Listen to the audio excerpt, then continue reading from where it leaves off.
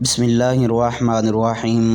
السلام علیکم دوستو آج کی اس ویڈیو میں ہم آپ کے سامنے ایک پر اسرار کہانی پیش کرنے جا رہے ہیں۔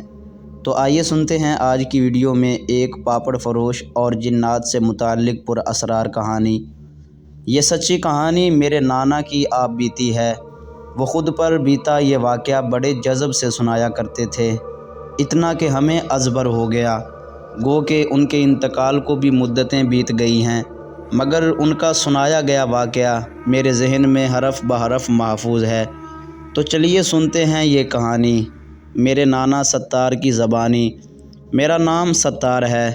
ہم 4 بہن بھائی تھے، 2 بہنیں اور 1 بھائی مجھ سے بڑے تھے، اور پھر میں تھا۔ میری شادی بھارت کے شہر کانپور میں ہوئی تھی۔ یہ پاکستان بننے کے کئی سال بعد کی بات ہے۔ شادی کے پہلے سال ہی اللہ تعالیٰ نے مجھے بیٹے سے نوازا تھا۔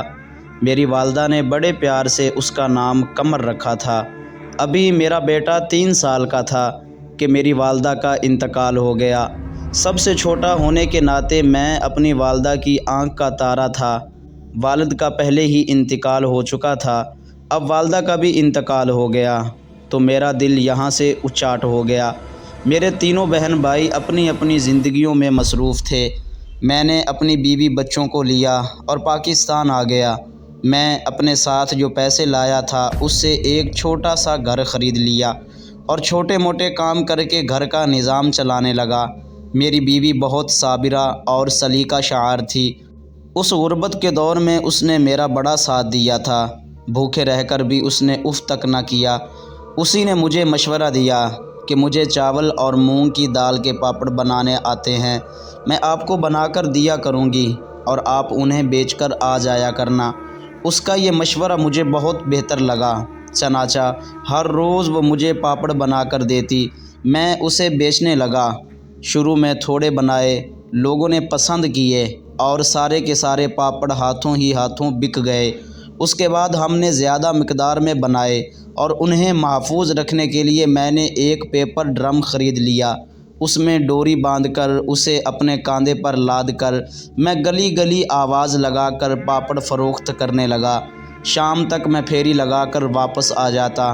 کبھی سب بک جاتے اور کبھی بچ جانے والے پاپڑ ہم میاں بیوی اور بچے مل کر کھا لیتے۔ اس طرح ہمارا گزارا بڑے آرام سے ہو رہا تھا۔ پھر ہمارے آنگن میں مزید 3 بچوں کی آمد ہو گئی۔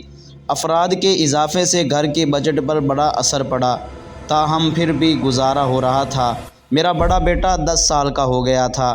میں نے اسے ایک بنیا کی دکان پر لگوا دیا تھا۔ وہ گورنمنٹ سکول میں پڑھ رہا تھا۔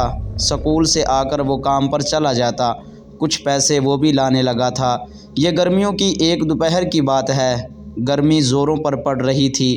ان سب سے بے نیاز میں اپنے پیپر ڈرم اٹھائے آوازیں لگا رہا تھا۔ لوگ گرمی سے بچنے کے لیے اپنے اپنے گھروں میں پناہ لیے ہوئے تھے۔ آج میرے پاپڑ بھی زیادہ نہ بکے تھے۔ پیدل چلتے چلتے میرا گرمی سے برا حال تھا۔ آگے کچھ دور مجھے ہرا بھرا سا گھر نظر آیا تو میں اس طرف بڑھ گیا۔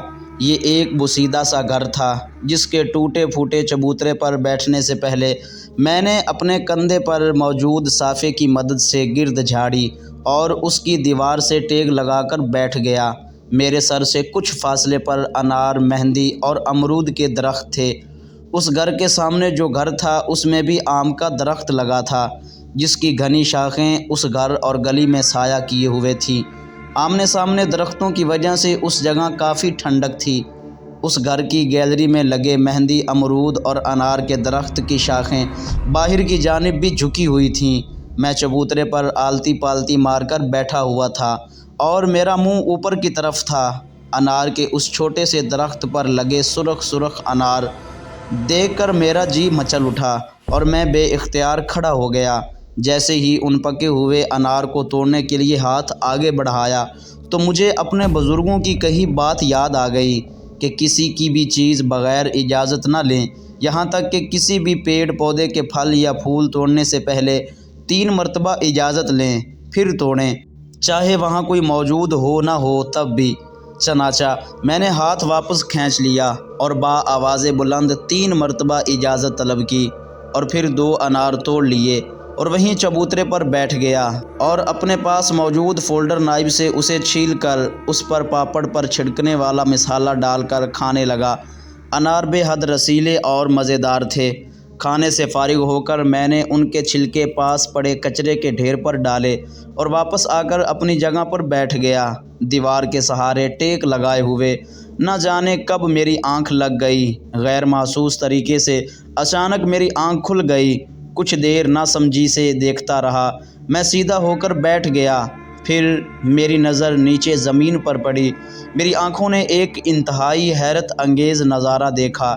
میرے پیپر ڈرم کے ارد گرد 10 کے کئی نوٹ دائرے کی شکل میں گھوم رہے تھے۔ میں حیرت سے گم سم آنکھیں پھاڑے دیکھ رہا تھا۔ دفتن میرے کانوں سے ایک آواز ٹکرائی، یہ سب روپے لے لو۔ میں نے چونک کر ادھر ادھر دیکھا مگر وہاں میرے سوا اور کوئی نہ تھا۔ خوف سے میرا برا حال ہو گیا۔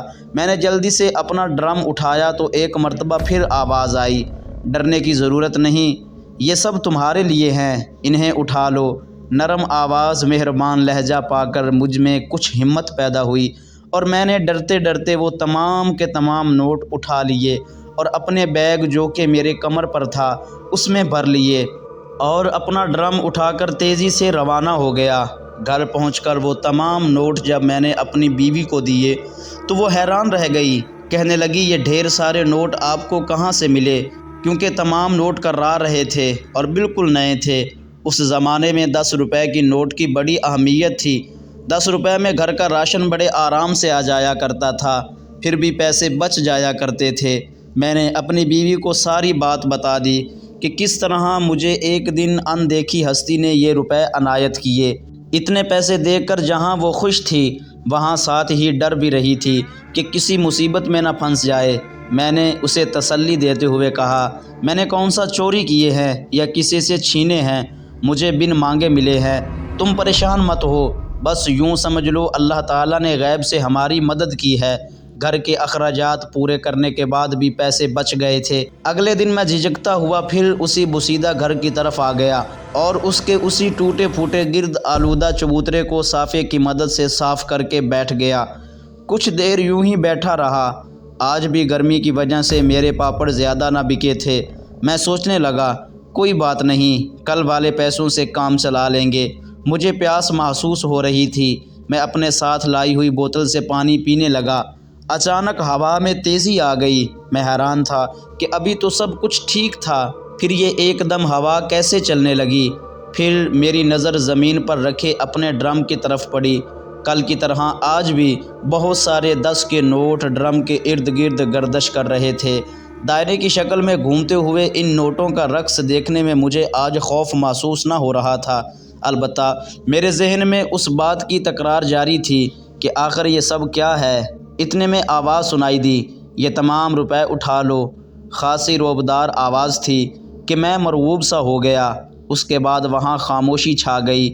میں آگے بڑھا اور کل کی طرح تمام نوٹ بٹورے اور آگے چل پڑا۔ اب میرا یہ روز کا معمول بن گیا۔ میں روزانہ اسی گھر کے چبوترے پر بیٹھ جاتا۔ حسب سابق نوٹ ہوا کی دوش پر تیرتے ہوئے آتے اور میرے ڈرم کے ارد گرد گھومنے لگتے۔ کچھ دیر بعد ہوا رک جاتی، نوٹ وہیں رہ جاتے۔ میں نوٹوں کو سمیٹ کر اپنے کمر پر باندھے بیگ میں ڈال لیتا۔ ایک بات تو میں بتانا بھول گیا کہ میرے ڈرم کے سارے پاپڑ خود بخود غائب ہو جاتے تھے۔ میرے پاپڑ کی پوشیدہ خریدار میرے پاپڑ کی قیمت سے زیادہ معاوضہ دیتے تھے۔ مجھے بیٹھے بٹھائے بغیر محنت کے منافع مل جاتا تھا۔ یہاں آنا جانا روز کا معمول بن گیا تھا۔ سچ پوچھیے تو مجھے اب اس کام میں مزہ آنے لگا تھا۔ ایسا نہ تھا کہ میں کام چور تھا، بس اس کام کے انوکھے پن کی وجہ سے دلچسپی محسوس ہونے لگی تھی۔ اس طرح کئی مہینے گزر گئے۔ اس دوران میں نے اپنے گھر کی مرمت کروا لی۔ کافی اچھا گھر بن گیا تھا۔ گھر کی حالات بہت اچھے ہو گئے تھے۔ ہم اچھا کھانے پینے لگے تھے۔ سب کچھ ٹھیک چل رہا تھا کہ پھر ایسا کچھ ہوا جس کے بارے میں نے کبھی سوچا بھی نہ تھا۔ ایک دن میں روپے بٹورنے میں مگن تھا کہ مجھے کوئی آواز آئی۔ یوں لگ رہا تھا جیسے کوئی سسک رہا ہو۔ میں نے چونک کر دیکھا تو وہاں کوئی نہ تھا۔ پھر خاموشی چھا گئی۔ میں نے تمام نوٹ اکٹھے کیے، اپنے ساتھ رکھے بیگ میں ڈالے اور گھر چلا آیا۔ موسم اب ٹھنڈا رہنے لگا تھا۔ کانوں کو ٹھنڈی ہوا سے بچانے کے لیے میں اپنے سر کو مفلر سے ڈھانپ کر رکھنے لگا تھا۔ دوپہر تک موسم میں ٹھنڈک کا احساس قدر ہی کم ہو جایا کرتا تھا، اس لیے صرف مفلر ہی سے کام چلا لیا کرتا تھا۔ آج بھی میں حسب معمول اس بوسیدہ گھر کے چبوترے پر بیٹھا تھا۔ اب عادت سی ہو گئی تھی اس جگہ یوں بیٹھے رہنے کی۔ ایک بات میں نے محسوس کی تھی کہ جب میں اس چبوترے پر بیٹھتا تو یہاں سے کبھی کبھار علاقے کے مکینوں کا گزر ہوتا تو وہ مجھے ایسے دیکھتے جیسے میں کوئی عجوبہ ہوں، اور مجھے وہ حیرت سے دیکھتے ہوئے گزر جاتے۔ ان کے اس طرح دیکھنے سے میں کچھ نروس سا ہو جاتا کہ پتہ نہیں یہ ایسے کیوں دیکھ رہے ہیں۔ پھر میں سر جھٹک کر اپنے آپ میں مگن ہو جاتا۔ اس دن کچھ دیر بیٹھے رہنے کے بعد میں نے دیوار سے ٹیک لگا لی۔ اسی وقت میری آنکھ لگ گئی۔ مجھے لگا جیسے کوئی مجھے مخاطب کر کے کچھ کہہ رہا ہے۔ ہم یہاں سے جا رہے ہیں کیونکہ یہ گھر نئے سرے سے تعمیر کیا جانے والا ہے، اس لیے اس کو مسمار کر دیا جائے گا اور اس انار کے درخت کو بھی کاٹ دیا جائے گا جس پر ہمارا بسیرا ہے۔ برسوں سے ہم یہاں آباد تھے، ہم ہرگز اپنا آشیانہ چھوڑ کر نہ جاتے، مگر ہمیں واسطہ ہی ایسا دیا گیا ہے کہ ہم یہاں سے جانے پر مجبور ہو گئے ہیں۔ ہمارا تمہارا ساتھ بس یہیں تک کا تھا، اگر تم یہاں آؤ گے تو تمہیں ہم نہ ملیں گے۔ ہمیں تمہاری اجازت لینے والی عادت پسند آئی تھی، ورنہ تو تم انسان دنیا کی ہر چیز پر اپنا حق سمجھتے ہو اور کسی بھی پھل یا پھول کو توڑنے سے پہلے پوچھنا گوارا نہیں کرتے۔ تم جس طرح اجازت لے کر پھل توڑا کرتے تھے، ہمیں تمہاری یہ ادا بھا گئی تھی۔ دوسری بات، ہماری بیٹی کو تمہارے پاپڑ پسند تھے، اس لیے بھی ہم نے تمہاری مدد کی، اور یہ ایک تو تمہیں محسوس نہ ہو کہ کوئی تمہیں بلا وجہ پیسے دے رہا ہے، تو تمہارے تمام پاپڑ کی ضرورت ہو یا نہ ہو ہم خرید لیا کرتے تھے۔ لیکن یہ بھی حقیقت ہے کہ تمہارے پاپڑ بے حد لذیذ اور مزیدار ہیں، ہم نے اس سے پہلے ایسا ذائقہ کبھی نہیں چکھا، اس لیے تمہیں ملنے والے تمام پیسے ان پاپڑوں کی قیمت اور تمہاری اچھی عادت کے انعام کے طور پر تھے۔ آج کے بعد تمہارا یہاں آنا فضول ہوگا۔ اس کے ساتھ ہی میری آنکھ کھل گئی اور میں ہڑبڑا کر سیدھا اٹھ گیا۔ میری سمجھ میں نہیں آ رہا تھا کہ ابھی جو کچھ میں نے سنا وہ خواب تھا یا حقیقت۔ اسی ادھیڑ پن میں کافی دیر مبتلا رہنے کے بعد میں واپس گھر آ گیا۔ اتفاق سے اس دن میری طبیعت خراب ہو گئی اور میں 6 دن پھیری پر نہ جا سکا، اور جب وہاں گیا تو جیسے ساتوں آسمان میرے سر پر آ گرے، یوں لگتا تھا جیسے میرے پیروں تلے سے زمین نکل گئی ہو۔ مجھے اپنی آنکھوں کے آگے اندھیرا چھاتا محسوس ہو رہا تھا۔ بڑی مشکلوں سے میں نے خود کو سنبھالا۔ جس انار کے درخت اور مہندی کی چھاؤں میں میں جا کر بیٹھتا تھا اس کو کاٹ دیا گیا تھا، تمام گھر کو مسمار کر دیا گیا تھا، سب مزدور اپنے اپنے کاموں میں مصروف تھے۔ یہ دیکھ کر میرا دل اداسی سے بھر گیا، ایک انسیت سی ہو گئی تھی اس جگہ سے، یوں لگتا تھا برسوں کا ساتھ ہو، مگر اب سب کچھ تہس نہس ہو کر رہ گیا تھا۔ اب مجھے خواب والی بات یاد آ رہی تھی، یعنی اس روز جو کچھ میں نے سنا تھا وہ سچ تھا۔ اس کا مطلب تھا جو کچھ بھی مجھے ملا تھا وہ جنات کی مہربانی کی وجہ سے ملا تھا۔ مزید اگلے دن ان سے کبھی کوئی بات نہ ہو سکے گی، گویا سب کچھ ختم ہو گیا تھا۔ میں نے دکھ بھری ایک نظر اس جگہ ڈالی جہاں وہ غیر مرئی مخلوق سے میرا تعلق قائم ہوا تھا، اور ملول دل کے ساتھ واپس آ گیا اور پھر کبھی اس جگہ دوبارہ نہ گیا۔ دوستو، امید ہے آپ کو ویڈیو پسند آئی ہوگی۔ اگر ویڈیو پسند آئی ہو تو ویڈیو کو لائک کیجئے، چینل کو سبسکرائب کیجئے اور اپنے دوستوں کے ساتھ شیئر ضرور کیجئے۔ شکریہ۔